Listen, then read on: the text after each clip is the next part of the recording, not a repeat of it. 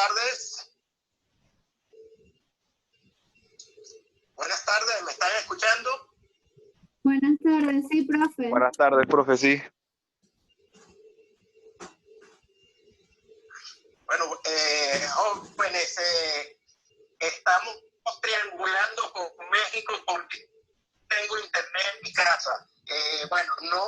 Viendo que ya el profesor César Carballo está en línea, no lo puedo ver porque estoy vía WhatsApp, pues, ¿no? Pero profesor César, primero quiero darle la bienvenida a esta clase y pues darle un agradecimiento por haber aceptado nuestra invitación a venir a las aulas de Guayana. Teníamos mucho tiempo con ganas de tenerlo por acá y bueno, para nosotros es un verdadero honor que nos esté acompañando el día de hoy. Estamos acá con un grupo de estudiantes del 10º semestre, tenemos algunos invitados también del 4º semestre y bueno, yo quería antes de empezar la conversa hacerle una pregunta que de verdad que nos inquieta a todos y es en relación a las prestaciones sociales, profesor César. En la Venezuela que estamos viviendo, nos gustaría escuchar su opinión sobre las prestaciones sociales de los trabajadores venezolanos y también un poco que nos diera su punto de vista en relación a las cosas que usted cree que hay que cambiar en la ley orgánica procesal del trabajo. Evidentemente que esta es una ley que pues ya ha quedado desfasada y tiene muchas cosas por mejorar. Yo creo que uno de los grandes factores que tienen el país de alguna manera trancado es esta ley orgánica procesal del trabajo. Entonces, nos gustaría, sería un placer que usted nos diera sus impresiones sobre esta ley, sobre lo que usted cree que esto deba mejorar, perfeccionarse, cambiar o eliminar para que, bueno, aquí tenemos en nuestras aulas futuros diputados, futuros jueces y gente pues, que ellos les van a tener suficiente tiempo para pensar estas cosas. Profesor, bienvenido a Guayana y disculpe no poder estar en video directamente, pero bueno, usted sabe la situación de la I que tenemos, pero no deja de afectarnos. Pues. Bienvenido. Hola Ramón, mil gracias por esta invitación. Soy yo el que estoy honrado de volver a UCAP Guayana por esta vía virtual, pero bueno, el afecto, el reconocimiento, la importancia que siempre ha tenido esa zona para los que nos dedicamos al derecho del trabajo hace muy especial para mí la oportunidad de conversar con todos ustedes. Así que bueno, saludos a todos los que están, a todos los estudiantes que me están escuchando y a ti Ramón, de verdad agradecido de esta invitación. Ojalá podamos estrechar vínculos entre Caracas y Guayana para hacer esto de una manera rutinaria, que nos sintamos muy cercanos y podamos colaborar para llevar adelante en estas difíciles circunstancias el semestre, pero que más allá de esta pandemia sigamos juntos y reconociéndonos como parte de una misma familia. Bueno, brevemente sobre los dos comentarios que el profesor Sosa me hacía. El tema de las prestaciones sociales es el gran karma del sistema de relaciones laborales venezolano, por lo menos me atrevería a decir, de los últimos 50 años. Es un tema recurrente que genera mucha polémica, que ha producido reformas legislativas y contrarreformas, reformas inclusive express en algunos casos, de tal manera que es un tema muy delicado,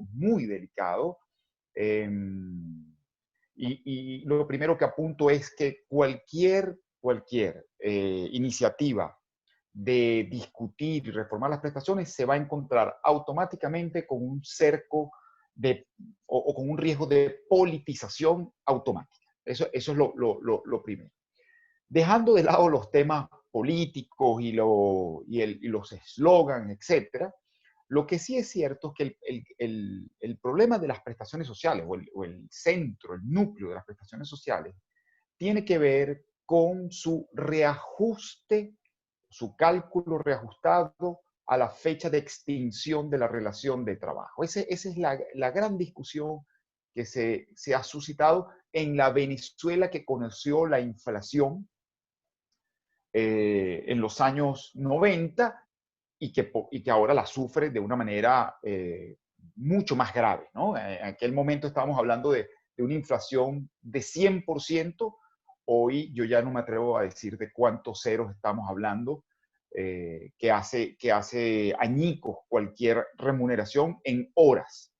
Entonces, el grave problema que se plantea es que como las prestaciones se calculan al último salario, los empleadores siempre sostienen que no tienen certeza del costo laboral real, porque en el futuro ese costo puede ser objeto de recálculo al producirse un nuevo aumento salarial. Esa es la gran discusión, la que llevó a introducir una norma en la ley del 90 exploratoria de un cambio o ajuste en las prestaciones sociales, que se produjo en el año 97, que se anunció que se iba a revertir en el 99 en la Constitución, que sobrevivió 12 años y que en el 2012, ya en condiciones in extremis, dramáticas, se produce este decreto ley de la Ley Orgánica del Trabajo, los trabajadores y las trabajadoras, que complejiza aún más el sistema porque lo hace dual, un régimen de pagos periódicos versus un recálculo al final de la relación laboral para pagar lo que sea más favorable al trabajador. De tal manera para que no se me vaya el tiempo en esta pregunta, que es muy pertinente, pero muy compleja la respuesta, es la inflación lo que nos enseña es que un régimen de cálculo a la terminación de la relación laboral genera inseguridades, genera dubitaciones, y con una hiperinflación de este tipo, no importa cuál sea el monto del salario y de las prestaciones sociales, desaparecen automáticamente, se evaporan, es como que se volatilizan inmediatamente, ¿no? Se hacen volátiles inmediatamente. Ojalá haya tiempo de volver a discutir en el futuro sobre este tema de las prestaciones sociales, buscar quizás un régimen que sea, que si se quiere conservar, por lo menos permita algunas liquidaciones cada cierto tiempo para evitar el riesgo de sobrecosto y a la vez asegurar a los trabajadores una garantía en caso de extinción de la relación laboral. Lo segundo, sobre la ley procesal del trabajo, ley orgánica procesal del trabajo, la verdad es que yo creo que el reto que deberíamos afrontar, y lo vamos a entender perfectamente con esta pandemia, es cómo irnos acercando hacia un sistema digitalizado de justicia, como lo tienen otros países, y no estoy pensando en países del primer mundo, no estoy pensando en países europeos, estoy pensando como lo tienen algunos países latinoamericanos.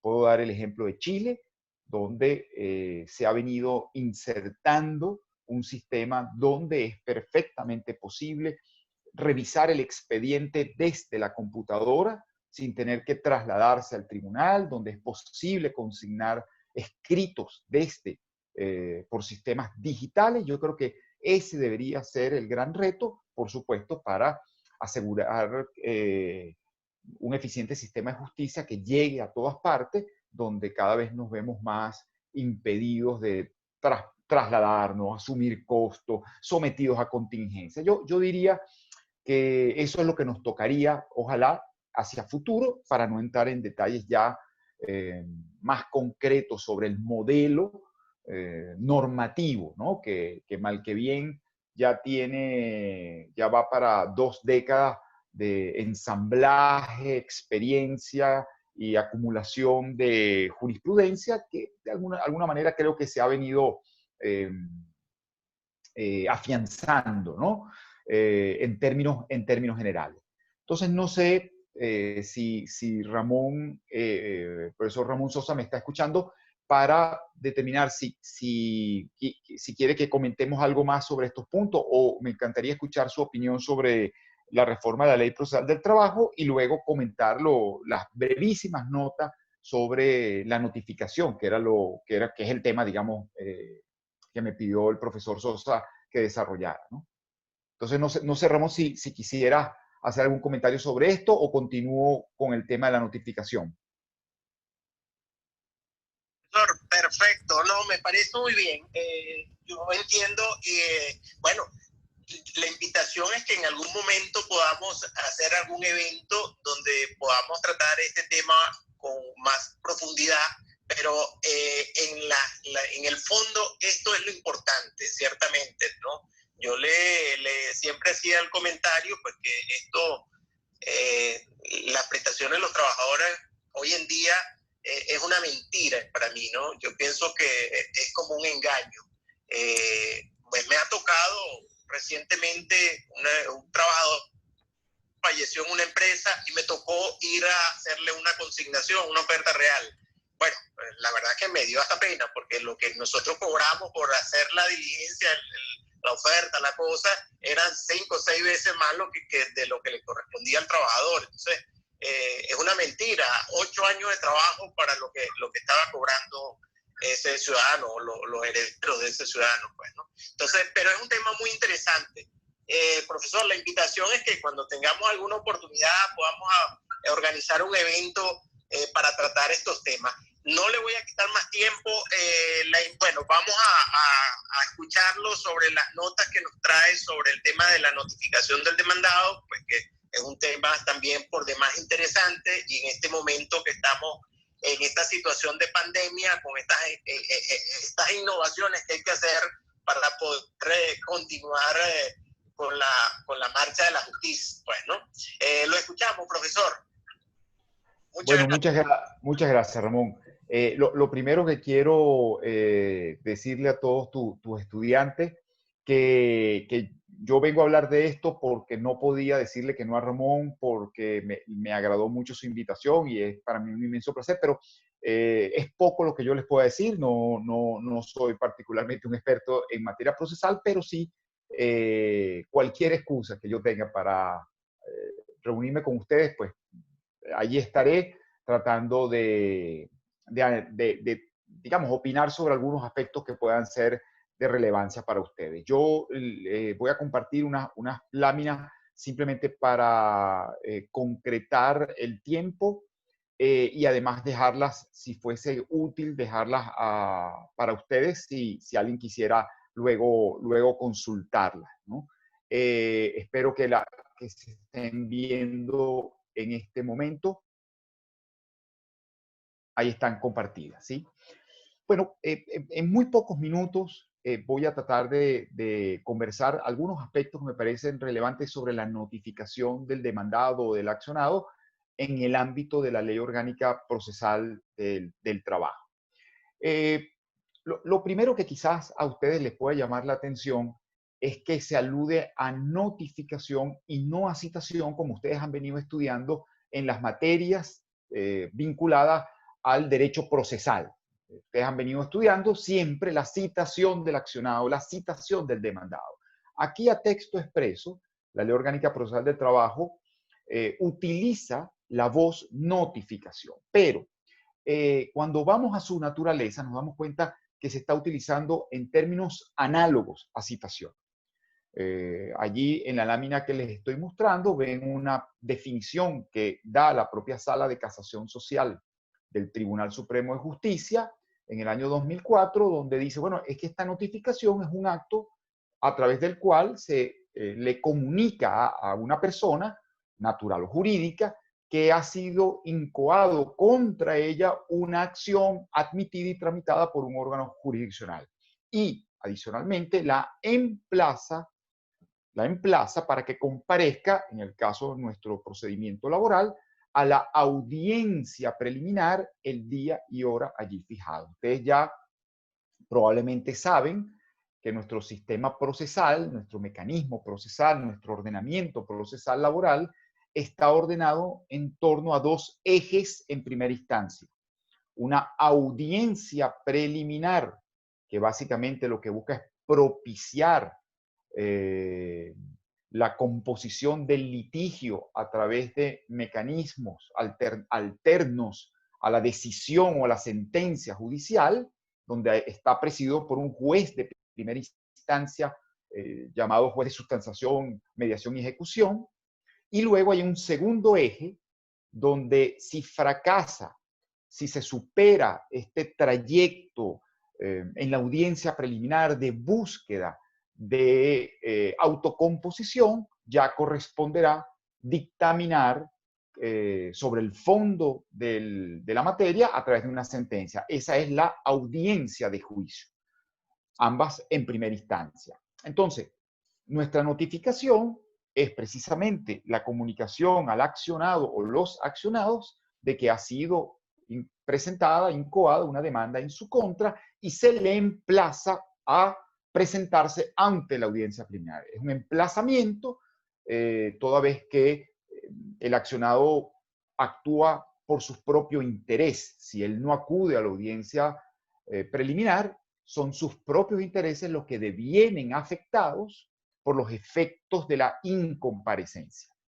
Entonces, lo primero que quería muy brevemente decir, notificación equivale a citación. Quizás el término lo que pretendió fue asignarle, revestirlo de mayor simplicidad, informalidad, celeridad, ¿sí? Es quitarle el peso a los formalismos y en lugar de hablar de citación se habla de notificación, pero siempre tendrá que ser consona con el principio de debido proceso y garantía del derecho a la defensa. ¿Cómo se verifica entonces esta notificación de conformidad con la Ley Orgánica Procesal del Trabajo? Vamos a ver que expresamente aparecen tres vías de notificación, tres mecanismos de notificación con disímil utilización, ¿sí? Con disímil utilización práctica. Esas tres vías son la notificación por cartel, la notificación a través de medios electrónicos y finalmente la notificación a través de correo certificado con acuse de recibo. Vamos a ver la primera. La primera es la notificación por cartel, que es, por decirlo de alguna manera, la notificación general, ordinaria, la que agota o se observa en, me atrevo a decir, el 99% de los casos. Este es el medio central, protagónico, fundamental, como lo quieran llamar, de notificación en los tribunales laborales. El cartel. Los otros son absolutamente excepcionales, marginales o extraordinarios. De tal manera que sobre este es que recae nuestro mayor interés a la hora del estudio, a la hora de la revisión de la jurisprudencia, que por cierto también le haré llegar al profesor Sosa para que lo distribuya si lo estima conveniente. Las sentencias que voy a referir, las pocas sentencias que voy a referir, las voy a enviar luego, anexa a un correo para que, si la estima conveniente, distribuirlo entre ustedes. De conformidad con el artículo 126 de la Ley Orgánica Procesal del Trabajo, una vez que la demanda es admitida y ya se han superado los vicios, si fuera el caso, y se han subsanado, se ordena notificar al demandado o a los demandados. ¿Por qué vía? Por vía de un cartel que va a indicar día y hora acordada para la celebración de la audiencia preliminar. Ese cartel, con estas indicaciones básicas mínimas, va a ser fijado por el alguacil del tribunal o del circuito a la puerta de la sede de la empresa, entregándole una copia del mismo al empleador o patrono o consignándolo en su secretaría u oficina receptora de correspondencia si la hubiera. Atención, aquí empresa se está utilizando como sinónimo de centro de trabajo.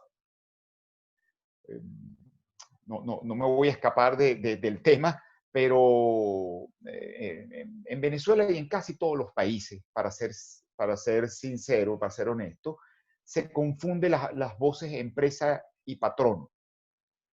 La empresa es una actividad, es la conjugación de los factores de producción. Por lo tanto, no tiene personería jurídica, por lo tanto, no se ubica en un espacio concreto, por tanto, no se trata de bienes. La persona es el patrono, el espacio es el centro de trabajo, los bienes son la hacienda que dedica el empleador a esa actividad. Entonces, lo que quiero aquí aclarar es, sede de la empresa lo que quiere decir es el centro de trabajo vinculado a los sujetos en litigio, ¿sí?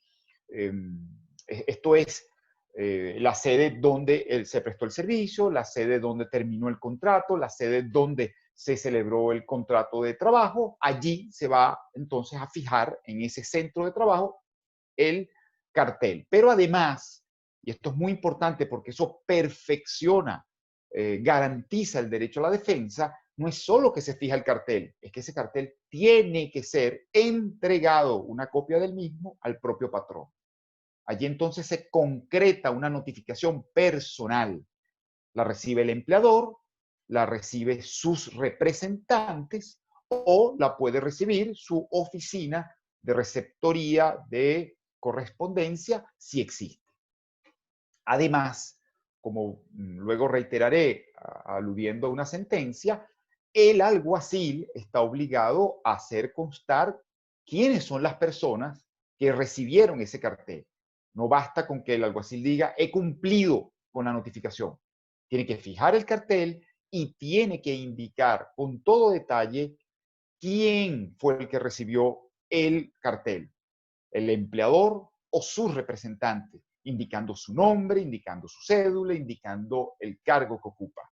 Y si por el contrario no lo entrega el patrón o sus representantes, sino lo hace en su sede, en su oficina de correspondencia o secretaría de correspondencia, pues también tendrá que indicar quién ha sido la persona que recibió en esa oficina el cartel. Esto es para concretizar, para garantizar, para materializar el derecho a la defensa y evitar entonces procedimientos que luego pueden ser anulados y objeto de reposición si se verifica que no fue recibido efectivamente por el empleador y el juicio transcurrió sin que éste tuviese conocimiento y pudiese ejercer su derecho a la defensa.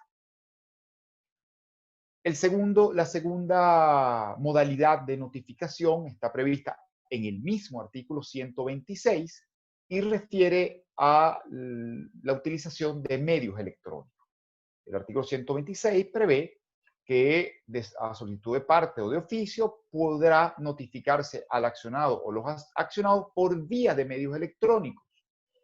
Deberá ser objeto de certificación a través o mediante los mecanismos previstos en la ley sobre mensajes de datos y firmas electrónicas. ¿Cuál es la advertencia respecto de esta modalidad? Que no ha sido puesta en práctica, que no tiene eficacia real, que los tribunales no acuden a ella, no la utilizan, por una sencilla razón. Y no lo digo críticamente, lo que estoy es tratando de justificar por qué no se utiliza. La razón es que la ley sobre mensajes de datos y firmas electrónicas establece que deben haber plataformas que certifiquen la veracidad de estos mensajes electrónicos, es decir, que pueda hacerse constar que efectivamente el mensaje fue recibido, en qué oportunidad y que su contenido no fue objeto de alteración desde que salió del sujeto remitente. Entonces, esas plataformas capaces de certificarlo no están funcionando en el país.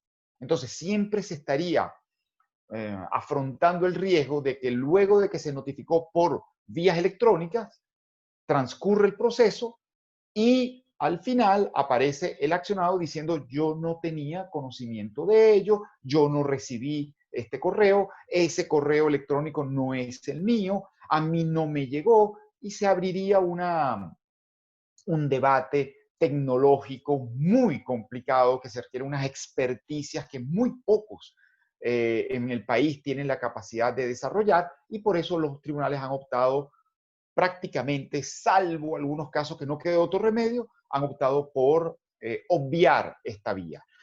Como le decía a ustedes al principio de esta conversación, yo creo que eso es una deuda que tenemos pendiente: agilizar, garantizar un modelo digital que permita, por ejemplo, notificar a través de medios electrónicos, que permita revisar el expediente por esta vía, que permita actuaciones esenciales por esta vía, cuando estamos viendo en países latinoamericanos que esto es posible, inclusive celebrando audiencias por vías telemáticas. De tal manera que esto reposa en el artículo 126 de la Ley Orgánica Procesal del Trabajo, pero no ha tenido lamentablemente impacto, influjo en los tribunales hasta el momento, y en casos como los que hemos padecido, pareciera que se hace particularmente importante revisar esta modalidad. Finalmente, la tercera vía, el tercer mecanismo de notificación previsto en la ley expresamente, está consagrado en el artículo siguiente, el 127, y refiere a una notificación por correo certificado. Esta vía sí opera, se ha venido utilizando, digamos que es una vía alterna al mecanismo general utilizado, que es el del cartel, que es que consiste en que el demandante solicita que se notifique al accionado o los accionados mediante un correo certificado con aviso o acuse de recibo. La norma termina estableciendo: la notificación por correo del demandado se practicará en su oficina o en el lugar donde ejerza el comercio o industria, en la dirección que previamente indique el solicitante. El alguacil depositará el sobre abierto conteniendo el cartel a que hace referencia al artículo anterior, 126, en la oficina de correo. Quizás ustedes lo han visto ya en alguna otra materia a propósito de la citación. De lo que se trata es que en este caso un representante del tribunal, el alguacil, acude ante una oficina de correo con el cartel, se hace constar el contenido de ese cartel, y un funcionario de la oficina de correo se dirige a la dirección que le indicaron y se la entrega a la persona que aparece como destinatario. Hace constar que en tal fecha fue recibida por fulano de tal, cédula tal, y a partir de ese momento se estaría concretando la notificación del demandado, la notificación personal del demandado por vía de correo certificado. Es una vía alterna, se ha utilizado en algunos casos, tampoco, digamos, los tribunales no son propensos a ella, prefieren por razones de seguridad y garantía que sea un propio funcionario del tribunal quien gestione la notificación, que practique la notificación, como es el caso del alguacil, pero sí es importante saber que se cuenta con este mecanismo alternativo de notificación en la propia Ley Orgánica Procesal del Trabajo. Entonces, en resumidas cuentas, para pasar a la segunda parte, que ya solamente haría anotaciones concretas de algunos aspectos que me parece que pueden ser relevantes, nuestra Ley Procesal del Trabajo prevé expresamente 3 vías de notificación. La notificación tiene el mismo alcance que la citación que ustedes han visto a través de sus estudios de derecho procesal. Lo que ha querido entonces con ello es deslastrarla de formalismos, pero garantizando el derecho a la defensa. Esas 3 vías, como vimos, son cartel, medios electrónicos y correo certificado. La del medios electrónicos, no se utiliza por razones de inseguridad, no hay certificación.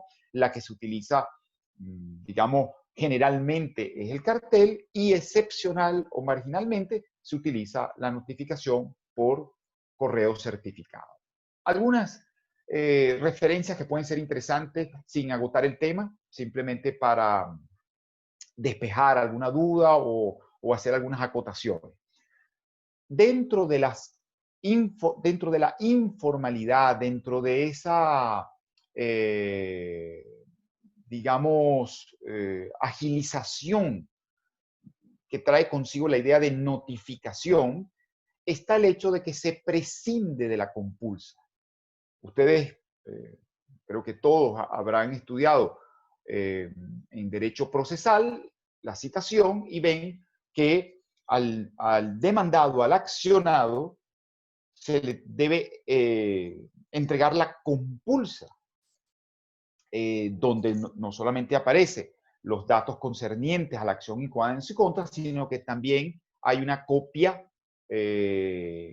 transcripción o copia de la demanda para que pueda ejercer su derecho a la defensa. En el caso de la Ley Procesal del Trabajo, la jurisprudencia ha señalado puede prescindirse de la copia del libelo de la demanda. De tal manera que lo que recibe el accionado es tan solo la información de una acción en su contra y que por lo cual se le emplaza a acudir al tribunal en un día y una hora específicos, que es la instalación de la audiencia preliminar. De tal manera que corre por su cuenta aproximarse al tribunal para estudiar el expediente y poder preparar su estrategia defensiva. Como quizás ustedes ya saben de las clases anteriores, en el proceso laboral venezolano, en la propia audiencia preliminar, es más, en su instalación, las partes deben promover todas las pruebas que estimen pertinentes. Con lo cual hay una carga muy importante de hacerse con el nivel de la demanda para el accionado, para entender su alcance, para preparar su estrategia y con base en eso promover las pruebas que pueda estimar convenientes. De parte del accionado es un ejercicio imaginativo porque prueba sin conocer la contestación, es decir, sin tener al tanto cuál es la estrategia, cuáles son los hechos aceptados o controvertidos, cuáles son las defensas agregadas, el accionante tiene que promover también pruebas en esa audiencia preliminar. De manera que es un acto particularmente importante. Digamos, a lo que quiero apuntar es que ese accionado no conoce en el momento de la notificación por cartel o por correo certificado el contenido, el alcance de la demanda en su contra. Él tiene la carga de aproximarse al tribunal y determinar exactamente cuál es el contenido de esa demanda para prepararse para este primer acto al cual va a acudir, que es la instalación de la audiencia preliminar, donde debe promover tanto él como el accionante, las pruebas que estimen pertinentes. En ese caso particular que pueden ver en la lámina del año 2004, un demandado pretendió la anulación del procedimiento y su reposición, alegando de que nunca conoció o nunca recibió copia del libelo de la demanda y que por tanto se le colocó en una situación de indefensión. A partir de este caso, se fue consolidando una jurisprudencia, un criterio jurisprudencial según el cual en materia laboral no se requiere, no es condición formal necesaria el acompañamiento de la compulsa, la entrega de la compulsa al demandado, sino que este tiene, como decía, el imperativo de conocerlo a través de el expediente. Un segundo elemento que ya lo adelanté, ahí está la cita del caso o un ejemplo de este criterio, sentencia del caso Alimentos Nina del año 2005. El Tribunal Supremo de Justicia en sala de casación social se vio obligado a precisar que aunque la notificación es informal y el alguacil debe practicarla para asegurar, la celeridad, tampoco está desnuda de formalidades. Formalidades que pretenden observar la garantía constitucional del debido proceso y el derecho a la defensa. En particular, en este caso, dice, o se señaló, se advirtió enfáticamente que este alguacil debe plasmar la identificación del sujeto o los sujetos a través de los cuales practica la notificación. Es decir, fijo el cartel, lo entrego, pero ¿a quién lo entrego? ¿Cuál es la identidad de ese sujeto? ¿Cuál es el carácter con que actúa? ¿Cómo determino que efectivamente es el empleador o su representante? Y si no lo fuere, y me dirijo a una oficina, ¿qué persona natural está allí para recibirlo? ¿Con qué carácter actúa? Trabajador de la persona jurídica demandada, adscrito a su oficina receptora. Su nombre, apellido y cédula de identidad. Muy bien, allí se concreta. De no hacerlo, estaría, digamos, arriesgando el proceso porque luego el accionado podría señalar que es falso, que no se sabe quién lo recibió, que la persona que lo recibió no trabaja para él, etcétera, y que por lo tanto se vulneró su derecho fundamental a la defensa y al debido proceso, lo cual produciría en esta hipótesis la anulación del juicio y la reposición del procedimiento al estado de nueva notificación. Otro caso que me pareció interesante compartir con ustedes. ¿Qué pasa si se demanda a un conjunto de personas jurídicas que se sostiene, configura o hilvanan un grupo empresarial? Bueno, allí se ha venido aplicando un criterio de la Sala Constitucional del Tribunal Supremo de Justicia del año 2004, sentencia 903 del 14 de mayo del 2004, conforme al cual, si efectivamente se trata de un grupo de empresas y que por lo tanto están sometidos a una unidad de administración, bastará con notificar o citar, si fuera más allá del espectro de la Ley Procesal del Trabajo, con notificar o citar a una cualquiera de las personas jurídicas que integran el grupo empresarial para entender que todas las demás están ya involucradas en el proceso y deberán acoplarse a los ritmos del mismo y asistir, en nuestro caso, a la audiencia preliminar. Eso sí, si esas personas jurídicas están ubicadas en distintas ciudades, pues efectivamente tendrá que otorgarse los lapsos necesarios para que puedan acudir a la audiencia preliminar. De tal manera que el hecho de que se haya concretado la notificación no significa que se desactivan otras garantías que buscan asegurar el ejercicio del derecho a la defensa. Una más, creo que esta ya es la penúltima referencia que quería traerles.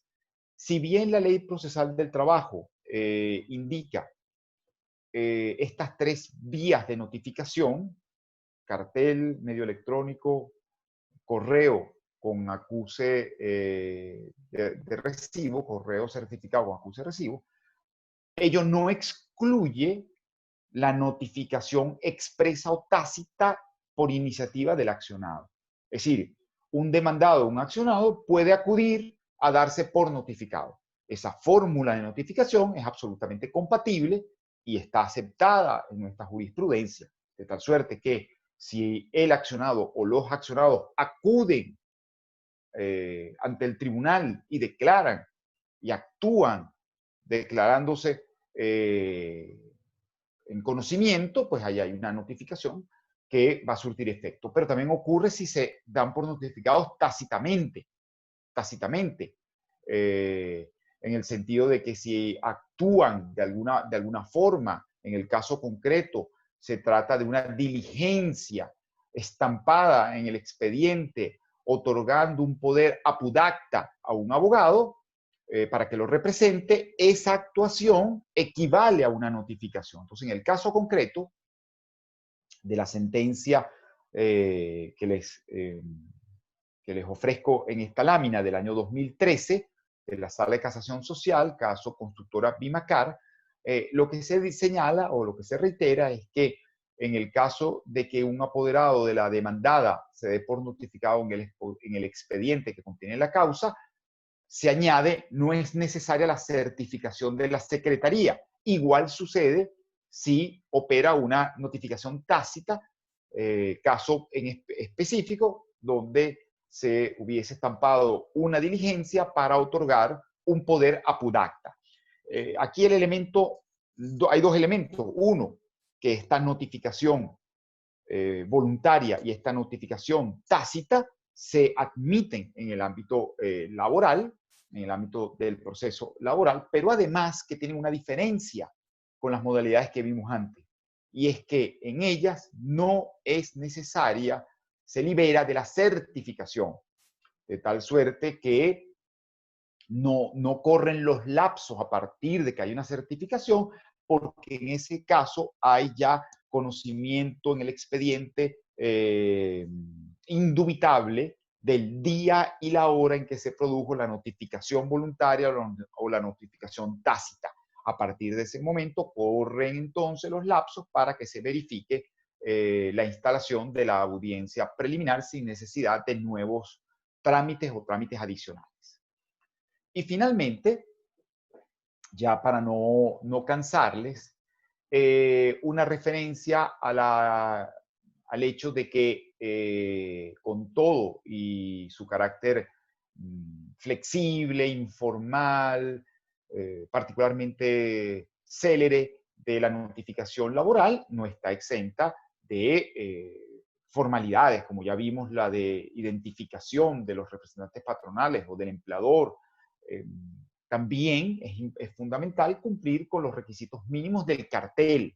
En el caso concreto, caso Drobica y otras del año 2016, lo que ocurrió es que se notificó por cartel, pero el cartel omitía el dato esencial, básico, de decir la hora y el día de la audiencia preliminar.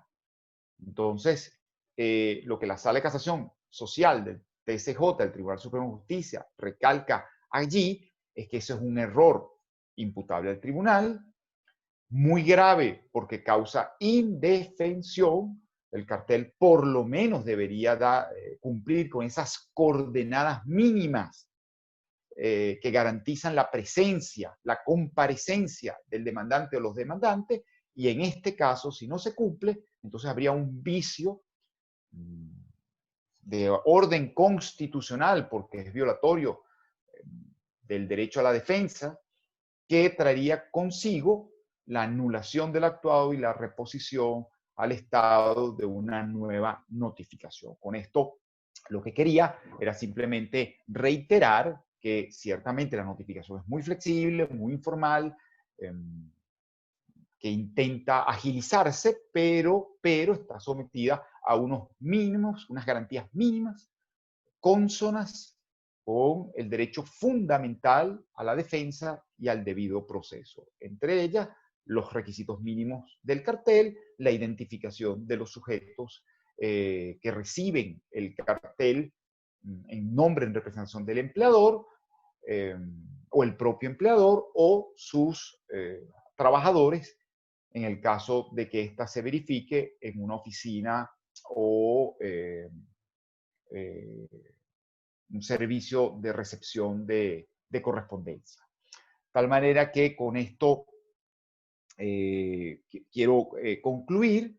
Le había dicho al profesor Sosa que aspiraba a conversar con ustedes aproximadamente media hora, 35 minutos, y luego, si él quisiera hacer alguna intervención o hubiese alguna pregunta, pues con muchísimo gusto. Esto es lo que quería presentarle el día de hoy. Pongo también a disposición de ustedes las láminas, si para alguien fueran relevantes. Muchísimas gracias.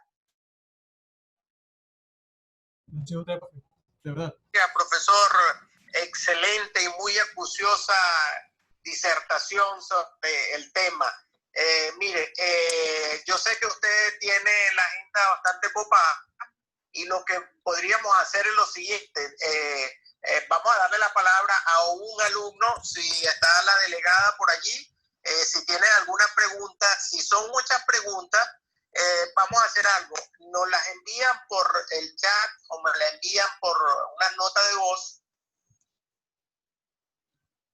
profesor. Y bueno, de alguna manera por WhatsApp les enviamos las respuestas. Lo que pasa es que tenemos el tiempo corto y bueno, tratamos de ajustarnos, pues, ¿no? Entonces, ¿está alguien, la delegada está por allí? Sí, profe, aquí estoy. ¿Alguna pregunta? No, por mi parte no, y o sea, por lo que puede leer por los grupos tampoco. Con respecto, o sea, nosotros le facilitamos el correo del salón al profesor Sosa para que le envíen las láminas y las sentencias y eso, y así se nos haga llegar, pues, y tener ese material para su estudio posterior.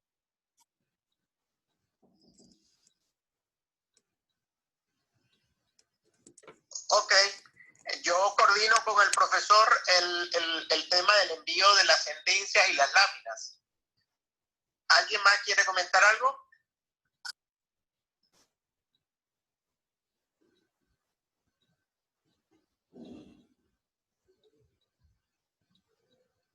Bueno. Bueno, darle las gracias por su tiempo, por su dedicación y una excelente ponencia, y todo quedó bien explicado, bien dicho, o sea, preciso y conciso lo que se necesita. Así que muchísimas gracias de parte de todos. Gracias a ti, Oriana. Y bueno, y gracias a todos los que estuvieron en esta sesión, muy especialmente a Ramón. Efectivamente, me disculpan, tengo a las 4, tengo otra actividad. Esta situación ustedes lo están viviendo, estamos hiperconectados ahora, ¿no? Pero cuenten conmigo, el profesor Sosa, mi compromiso es que vayamos juntos. Yo los voy a invitar probablemente a una clase más adelante donde me gustaría que participaran y que el profesor Sosa pudiera exponer también. De tal manera que estaré siempre atento, les remitiré todos los materiales y bueno, un inmenso placer. Ramón, un fuerte abrazo, mil gracias por la invitación. Bueno, muchísimas gracias, profesor, por un poco de su tiempo. De verdad que estamos agradecidísimos por su participación. Esperamos tenerlo pronto en Guayana. Un gran abrazo y que tenga una feliz tarde. Igualmente para todos.